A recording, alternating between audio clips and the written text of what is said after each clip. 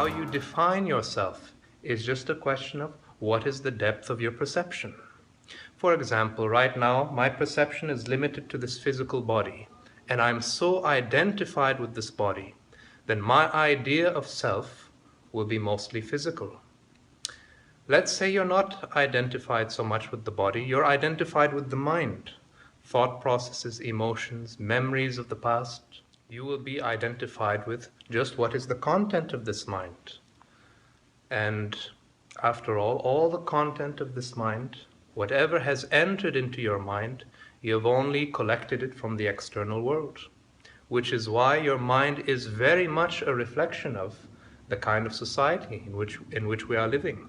If your perception deepens more than this, you'll find that what we are calling a human being cannot just be limited to the physical body or the mind, even coming down to the laws of the subatomic.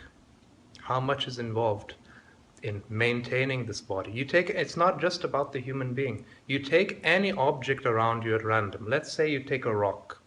If you break down this rock, you'll find it is made of atoms. You break down the atoms, you find it's made of subtler particles, finer energies, electrons, protons, neutrons. Break down those particles, you find it's even made of finer particles, and go on breaking it down till you come to its fundamental source. And all of this combined together is involved in what we are calling a rock, or a tree, or a mountain, or an ant. So what I'm trying to express is, when you have a more holistic perspective, which is more wholesome, you're no longer looking at things divided and fragmented into bits and pieces. You look at an ant, you're not just seeing an ant. You look at a mountain, you're not just seeing a mountain. You look at a tree, you're not just seeing a tree. You understand that the whole universe is at work in the mountain, the tree, the ant, the flower. So similarly, the whole universe is at work right here, from the atomic to the subatomic to the infinite.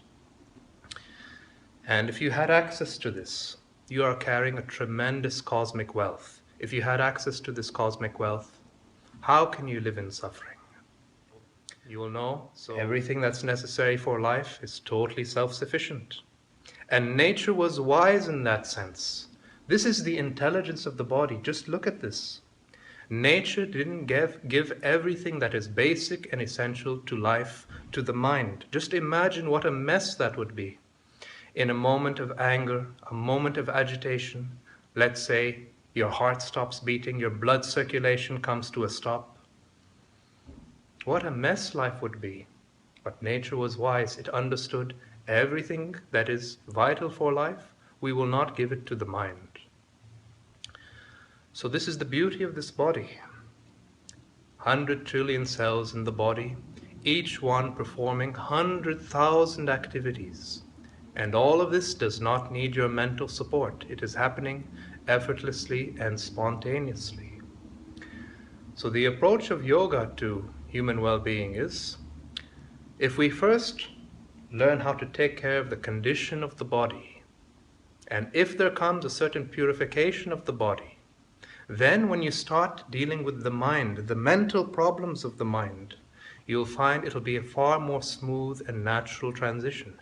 After all, where is most of the suffering of your life except within the mind? I would argue, maybe you can raise the argument, no, there is such thing as physical suffering. But tell me, is not physical suffering mostly just electrical signals transferred by the nerve currents of the body, transmitted to the brain, and then as a reaction in the mind, we have this experience of pain. So this is something yogis know very well. You can cut off certain electrical signals from reaching the pain receptors in the brain, which will create this experience.